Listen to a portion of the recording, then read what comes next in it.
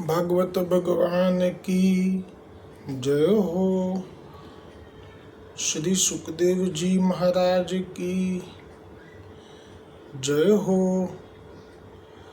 जगत गुरु श्री महाप्रभु जी वल्लभाचार्य जी की जय हो। सद्गुरुदेव की जय हो।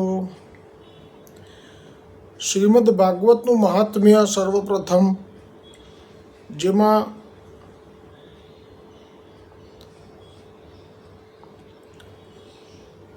ભાગવત સપ્તાહ નારદજીએ ભક્તિ દેવીના દુઃખને દૂર કરવા સનકાદિઓના મુખે શ્રવણ કરી તે વખતે એક ચમત્કાર જોયો હતો. તે સમયે પોતાના ભક્તોના ચિત્તમાં અલૌકિક ભક્તિનો પ્રાદુર્ભાવ થયેલો જોઈ ભક્ત વત્સલ શ્રી ભગવાન પોતાનું ધામ છોડીને ત્યાં પધાર્યા. તેમના ગળામાં વનમાળા શોભતી હતી.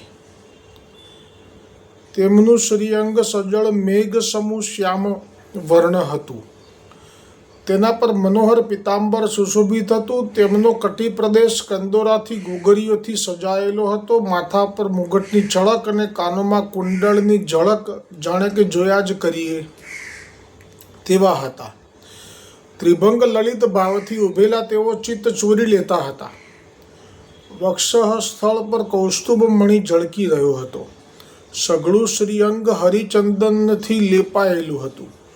તે રૂપની શોભાનું શું કહેવું. પ્રભુ પ્રગટ થતાં જ ચારે બાજુ જય જયનો જયકાર થવા લાગ્યો. તે સમયે ભક્તિ રસથી અદ્ભુત પુષ્ટિ થયેલી ભક્તિ રસની અદ્ભુત વૃષ્ટિ થઈ. વારંવાર અબીલ ગુલાલ અને પુષ્પોની વૃષ્ટિ થતી રહી અને શંખ ધ્વનિ થવા લાગ્યો. તે સભામાં જેઓ બેઠા હતા તેમને પોતાના દેહનું, ઘરનું ને આત્માનું પણ ભાન રહ્યું નહીં. તેમની આવી તન્મયતા જોઈને નારદજીએ કહ્યું કે મુનીશ્વરો, આજે મેં સપ્તાહ શ્રવણનો ઘણો જ અલૌકિક મહિમા જોયો. કેમ કે અહીંયા જે મેં જોયા હતા, જ્યારે શ્રવણ કરવા માટે બેઠા હતા તેમાંથી ઘણા મૂર્ખ હતા, ઘણા મૂઢ હતા, ઘણા શઠ હતા અને ઘણા તો મહાદૃષ્ટ હતા. તે બધા જ, અને તે સિવાય વધારે શું કહું, સનકાદીઓ, આ વૃક્ષ ઉપર જે પક્ષીઓ બેઠા હતા અને જે નીચે પશુ પણ હતા, જે અજાણતા અહીંયા આવી ગયા હતા, તે પણ અત્યંત નિષ્પાપ બની ગયા છે. તેથી સંદેહ નથી કે આવા કલિકાલના સમયે ચિત્તની શુદ્ધિ માટે ભાગવત જેવું અન્ય કોઈ પૃથ્વીલોકમાં પાપ પુંજનો નાશ કરનારું કોઈ પવિત્ર સાધન નથી. આ ભાગવતજીનો મહાત્મ્ય અહીંયા પૂર્ણ થયો. હવે ભાગવતજીની જે કથા છે, ગઈકાલે જડ ભરતજીનો પ્રસંગ આવ્યો હતો, તે બસ હવે વિરામ થશે. તે વખતે જે જડ ભરતજી કહેશે, એ હરણ જે રાજા બન્યો છે તેને, તે શબ્દો, વાક્યો સાંભળીને પરીક્ષિતને પણ એમ થશે કે તો પછી પાપ કરવાથી તો બધા ટેવાયેલા છે અને બધાને નરક જ જવું પડે. ત્યાંથી છઠ્ઠા સ્કંદની અંદર પ્રવેશ થશે અજામિલ પ્રસંગમાં. શ્રી સુખદેવજી કહે છે, પરીક્ષિત, ભરતજીના માર્ગનું અનુસરણ સાધારણ મનુષ્યો માટે શક્ય નથી. કારણ કે તેમણે શ્રી હરિના ચરણોમાં અનુરક્ત થઈને અતિ મનોરમ પત્ની, પુત્રો, મિત્રો અને રાજ્ય વગેરેનો યુવાવસ્થામાં જ વિષ્ઠાની જેમ ત્યાગ કરી દીધો હતો. એટલે કે જ્યારે ભરતજીએ વનમાં આવીને તપ શરૂ કર્યું પ્રભુની પ્રાપ્તિ માટે, ત્યારે તેમની યુવા અવસ્થા હતી. એટલે એવું બધા ન કરી શકે. એટલે સુંદર સમાધાન કરી રહ્યા છે સુખદેવજી કે આપણા ગૃહસ્થ જીવોના સાધારણ જનો માટે આ ચરિત્ર નથી. ભરતજીનું ચરિત્ર કલ્યાણ કરનારું, આયુષ્ય અને ધનની વૃદ્ધિ કરનારું, સુયશ અપાવનારું છે. જે મનુષ્ય આ ચરિત્ર સાંભળે છે અથવા સંભળાવે છે તથા તેનું અભિનંદન કરે છે, તેની સઘળી કામનાઓ આપમેળે જ પૂર્ણ થઈ જાય છે. બીજાઓ પાસેથી કશું માગવું પડતું નથી. શ્રી સુખદેવજી કહે છે, હે પરીક્ષિત, આ ભરતજીના પુત્ર સુમતીએ ઋષભદેવજીના માર્ગનું અનુસરણ કર્યું. બસ, એટલે જે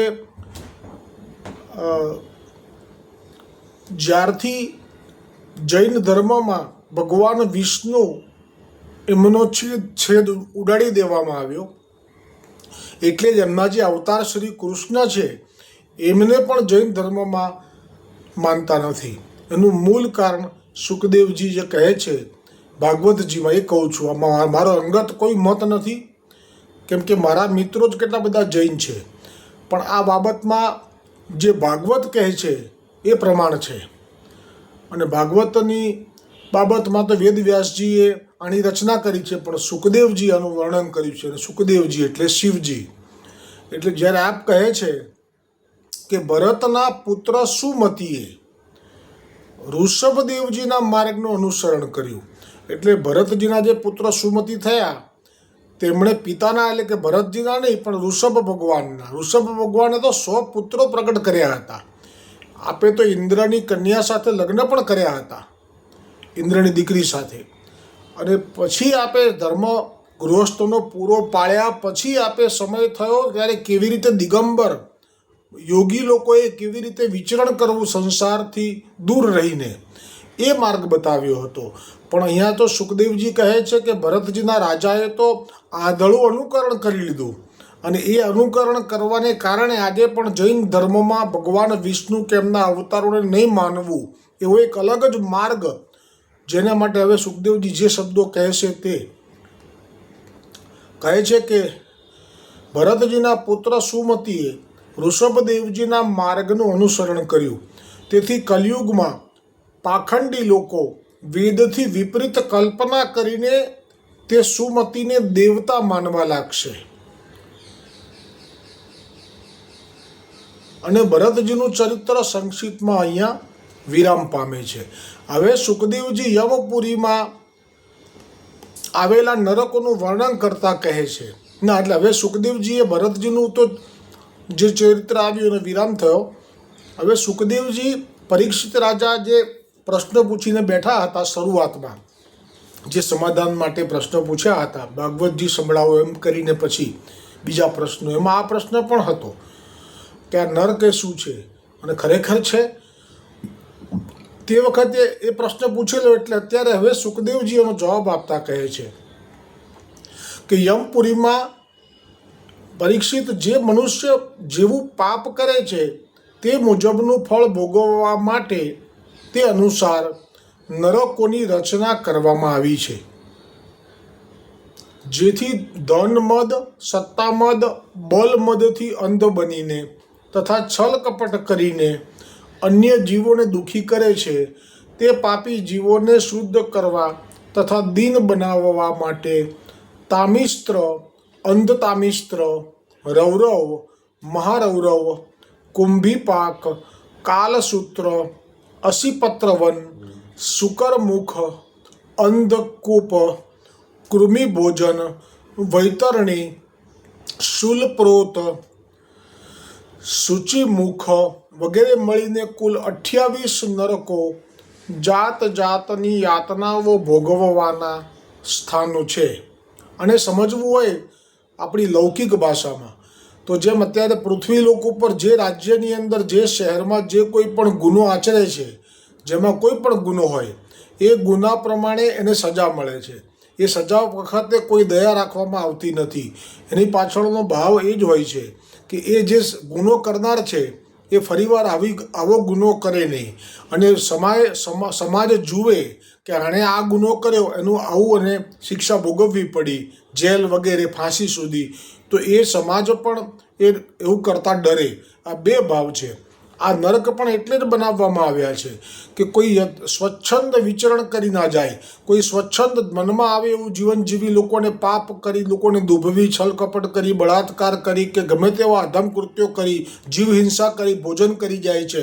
આ બધી વાતમાં વિસ્તાર છે. એમાં અત્યારે મેં ઉપરથી લીધું છે, કેમ કે બધાને આ નરક વાત આવે ને ત્યારે એમ જ કહે છે કે નરક જેવું કંઈ છે જ નહીં, બધું અહીંયા જ છે.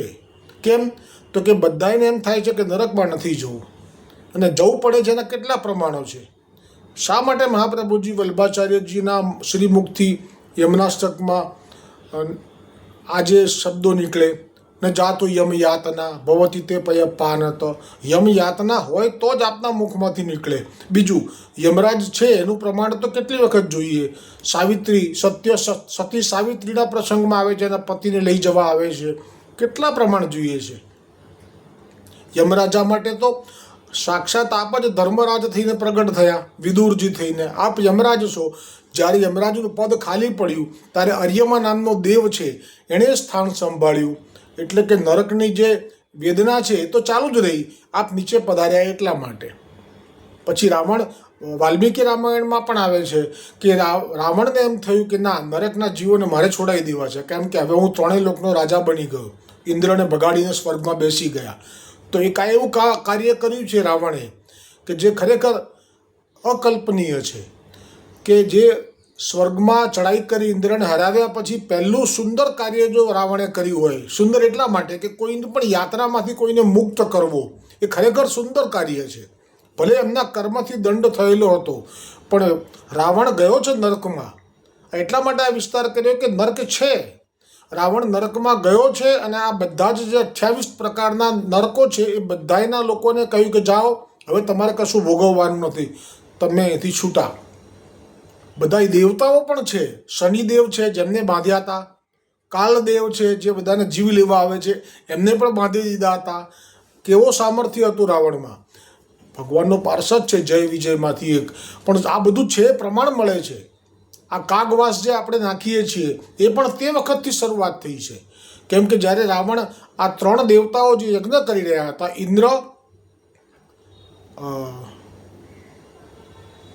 યમરાજા અને ત્રીજા હતા, નામ ભૂલી ગયો હું. આ 3 દેવતાઓ યજ્ઞ કરી રહ્યા હતા બળવાન થવા માટે. પણ રાવણનો સમય હતો એટલે ભયભીત થઈને યજ્ઞ કરતા હતા. અને અચાનક જ રાવણ આવી ગયો અને આ લોકોએ પોતાના રૂપ બદલી કાઢ્યા. એટલે કે જે ધર્મરાજા હતા યમરાજા, એ પોતે કાગડો બની ગયા. કાગવાસનો લિંક આપું છું તમને. જે નાસ્તિક લોકો છે એ તો જેને જે કહેવું એ કે. ઇન્દ્ર હતો એ મોર બની ગયો. અને ત્રીજા જે દેવતા છે મને વિસ્મરણ થઈ ગયું છે. આ 3 પોતપોતાના રૂપ બદલી કાઢ્યા. અને જ્યારે હવનકુંડ જોયો રાવણે, અટ્ટહાસ્ય કર્યું, ઓલવી કાઢ્યો, જોયું કોઈ દેખાતું નથી, દેવતાઓ તો ડરપોક છે, ભાગી ગયા છે, એમ કરીને ચાલ્યા ગયો.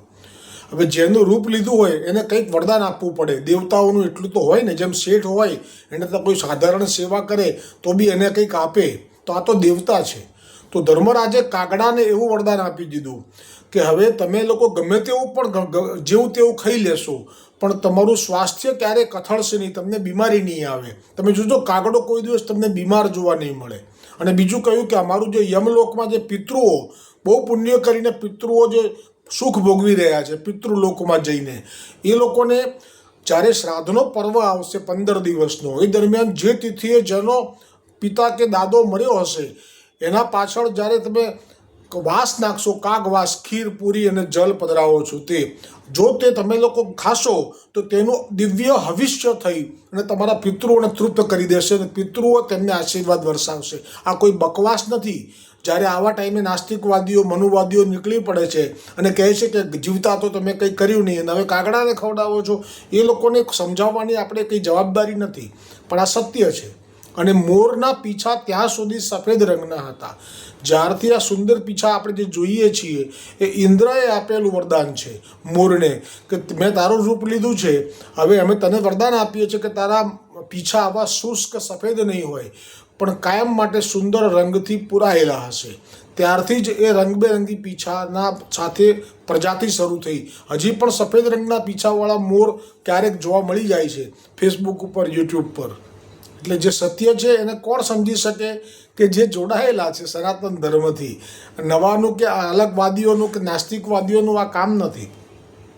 એટલે યમપુરીના નરકોનું વર્ણન કર્યું અને કહ્યું કે જે મનુષ્ય જેવું પાપ કરે તે મુજબનું ફળ ભોગવવા માટે. અને આપણા 252માં પેલો ભીમ રાજા અને જે રાણી હતા ગુસાઈજી પાસે આવે છે, એ પણ પૂર્વજન્મમાં કેવા હતા તો કહે છે કે કોકની પત્ની ને કોકનો પતિ હતો, બેને અનૈતિક સંબંધ હતો, ધર્મથી વિરુદ્ધ. અને જ્યારે ખેતરમાં મળતા તો શરીરનો સંબંધ બાંધતા. અને ખરેખર જે લોકોને લેવા માટે યમદૂતો આવ્યા, તો યમદૂતો આવ્યા છે 252માં. આના સિવાય પણ છે પ્રસંગો. એટલે જે કર્મ કરે છે તો ફળ ભોગવવું પડે છે. પછી કેમ બચી ગયા એ તો વાર્તા પ્રસંગમાં વાંચજો. કારણ કે એમને છેલ્લી ઘડીએ એ ખેતરમાં કોઈ ગાબડું પડ્યું, એમાં અંદર પ્રવેશ કરીને જોયું તો ત્યાં ભગવાનની મૂર્તિ હતી, એટલે અપૂજ હતી. એમને બધું ખાસા કરી, સેવા શરૂ કરી, ફળ ફૂલ લાવીને સેવા કરતા રહ્યા. અને એનો મહિમા કેવો બતાવ્યો કે એમાં બે માટે જે કામ ભાવ હતો, જે શુકર કુકરમાં હોય છે, એ ચાલ્યો ગયો. ને એટલા માટે થઈને આવ્યા હતા તો યમદૂત, પણ સાથે ભગવાનના પણ દૂતો આવી ગયા અને કીધું કે આના બધા પાપ પતી ગયા. પહેલાં તો આ જશે વૈકુંઠમાં. હતા એ ગોલોકના જીવો, પણ ગયા વૈકુંઠમાં. કીધું શું જોઈએ છે તમારે? તો કે એમને બેયને ભક્તિ કરવી છે નીચે ભૂતલ પર. અને બેયને જન્મ આપ્યો અને રાજા થયા. અને બેયને સ્વપ્નમાં આવીને ગોવર્ધનનાથજીએ આજ્ઞા કરી કે જે તમારા ગયા જન્મની વાતની તમને સ્મૃતિ છે, આ જે તમને જણાવે સામેથી તમારા ગયા જન્મની આ વાતો, તો તમે એમને ગુરુ માનજો અને એમના શરણે જજો. અને આ વાત ગોસાઈજીએ જણાવી, બધાને બહાર કાઢ્યા. કેમ કે ગોસાઈજી તો પ્રભુ છે, બધું જાણે છે, પણ બધાની સામે આ વાત ના થાય ને. એટલે આ યમપુરીની વાત આવી એટલે પ્રમાણો આપવું જોઈએ. લોકો એમ ના માની લેતા કે આ બોડી બામણીનું ખેતર છે, જેવો પાપ કરીએ કરી લો, કંઈ થવાનું નથી, કોઈ નરક નથી. અરે ભાઈ, એ તો જશો પછી સમય આવશે એ અનુભવ કરવાનો. કેટલો એ ગર્ગ સંહિતામાં લઈ છે પ્રસંગ, બહુ અદ્ભુત છે. કેટલો ત્રાસ આપે છે ત્યાં, એ બી કયા શરીરમાં? આ શરીરમાં નહીં, યાતના શરીરમાં. એટલે શરીરને કંઈ થાય જ નહીં. તેલમાં તળે તોય ના મરે, સૂળીમાં બેસાડીને ઘોંપી દે એના શરીરમાં તોય ના મરે, જીવજંતુઓની વચ્ચે છોડી દે ખાવા માટે, એને ફોલવા માટે, તોય ના મરે. કેમ કે એણે આવું કરેલું છે, તો એને ફળ ભોગવવાનું છે. કાયમ માટે નથી હોતું, પણ પછી એને શુદ્ધ થાય. એના બાપાના બાપા યાદ કરાવડાવે અને પછી એને કે કહેવાય તું નીચે ભૂતલ પર જા. પણ ક્યારે? કેટલી બધી યોનિઓમાં ફેરવે પછી મનુષ્ય શરીર મળે. એટલે કહ્યું છે કે માનુષ્ય તન દુર્લભ ભાઈ, ભજન બિના બિરથા ચલી જાય. આ ભાવ છે. બાકી જેને જે કરવું એ કરે.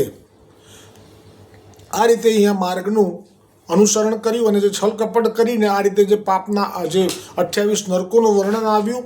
અને તે ત્યારે યમદૂતો તે જીવને યાતના શરીરમાં પ્રવેશ કરાવે છે. મનુષ્યનું શરીર છૂટે છે ત્યારે 2 યમદૂતો આવે છે અને તે જીવને યાતના શરીરમાં પ્રવેશ કરાવે છે. પછી તેને યમપુરી લઈ જાય છે અને ત્યાં અનેક હજારો વર્ષ સુધી તથા અનેક અધમ જીવોને તો અનેક યુગો સુધી, હજારો વર્ષની યુગો, સતયુગ, કળિયુગ, એવા કેટલા યુગો એ પણ છે ગર્ગ સંહિતામાં. યુગો સુધી તમને નરકની યાતના વારંવાર આપવાની પ્રક્રિયા થાય છે. પ્રોસેસ થવી જ જોઈએ ને, નહીતર તો બધા યથેચ્છ કર્મ કરવા લાગી જાય. ત્યારે તે શુદ્ધ થતાં તેને પ્રથમ અધમ પશુ પંખીની યોનિમાં જન્મ મળે છે. ત્યાર પછી પ્રભુ કૃપા કરીને તેને અતિ દુર્લભ મનુષ્ય દેહ આપે છે. કેમ કે છોરું કછોરું થાય, માવતર કમાવતર ના થાય. છેવટે પ્રભુના અંશ છે, એટલે કે પ્રભુ એનો નાશ નથી કરી નાખતા, પણ શુદ્ધ કરે છે અને વળી તક આપે છે. પણ ક્યારે? કેટલી બધી અધમ યોનિઓમાં જન્મ કરાવ્યા પછી આપે છે સામેથી. એ લોકોનો તો વિચાર જ ના આવે મનુષ્ય શરીરનો. ત્યાં પડ્યા એટલે તમે જુઓ, જે તમને દેખાય છે સામે, કૂતરો છે કે પક્ષી છે, એમના મનમાં મનુષ્ય થવાનું ક્યારે આવે? આવે જ નહીં. એમને તો કૂતરો જ વાલો લાગે, પક્ષીને પક્ષી વાલા લાગે. આ તો આપ કૃપા કરે છે કે હવે એને મુક્ત થવું હોય તો એક બારી આપી દઉં. એટલે કૃપા કરીને અતિ દુર્લભ મનુષ્ય દેહમાં જન્મ આપે છે. હવે રાજા પરીક્ષિતે કહ્યું કે હે સુખદેવજી, મનુષ્યથી જાણતા કે અજાણતા પાપ થઈ ગયું હોય પણ તેને નરકનો ભય ઉત્પન્ન થતાં નરકમાં ન જવું પડે, તે માટે પાપનું પ્રાયશ્ચિત થઈ શકે એવું કોઈ અનુષ્ઠાન શાસ્ત્રોમાં નિર્દેશ કર્યું છે? તો તમે કૃપા કરીને તેનો ઉપદેશ કરો. જો સુખદેવજીનું હૃદય ભક્ત હૃદય છે, એ જાણે છે કે મારી સામે પરમ શિવ નો અવતાર સુખદેવજી બિરાજમાન છે. એટલે એવું પૂછી લઉં કે જો કોઈ એટલે સાધારણ ભૂલ કર્યા જ કરતા હોય, પાપ થઈ જ જતું હોય, ઘણા એવા હોય છે કે એમનાથી આવેશ આવે, એવો કામનો આવે, લોભનો આવે, ક્રોધનો આવે, એને થઈ જ જાય. પછી પસ્તાવો થાય, એ સારી વાત છે, દોષ દર્શન થયું કહેવાય. પણ પાપ તો થઈ જ જાય છે, તો એનો કોઈ ઉપાય છે એમ પૂછ્યું, જાણતા અજાણતા. તો પછી અનુષ્ઠાન શાસ્ત્રોમાં છે ખરું? તમે કૃપા કરીને તેનો ઉપદેશ કરો. તો ભાગવતજીનો અનુવાદ હવે આગળ પ્રસંગમાં જ્યારે પરીક્ષિત રાજાએ સુખદેવજીના મુખેથી યમપુરીના મુખ્ય નરકોનું વર્ણન તથા ત્યાં આપવામાં આવતી વિવિધ યાતનાઓ વિશે જાણ્યા પછી જે જનસાધારણ જીવોના કલ્યાણ અર્થે શ્રી સુખદેવજીને વિનંતી કરતા પૂછ્યું કે જાણતા અજાણતા સ્વભાવવશ કોઈ પાપ કરતા રહે છે તો તેમને નરકમાં ન જવું પડે તે માટે કોઈ ઉપાય શાસ્ત્રોમાં વર્ણવ્યો છે. હવે સુખદેવજી જે આ ઉપાય કહેશે તે પ્રસંગ આવતીકાલે આવશે. બોલો ભાગવત ભગવાન કી જય હો. શ્રી સુખદેવજી મહારાજ કી જય હો. જગતગુરુ મહાપ્રભુજી વલ્લભાચાર્યજી કી જય હો. સદગુરુદેવ કી જય હો. અમારા બ્રહ્મસંબંધ દાતાર ગુરુ કડીગર બ્રજેશ કુમારજી મહારાજ શ્રી કી જય હો.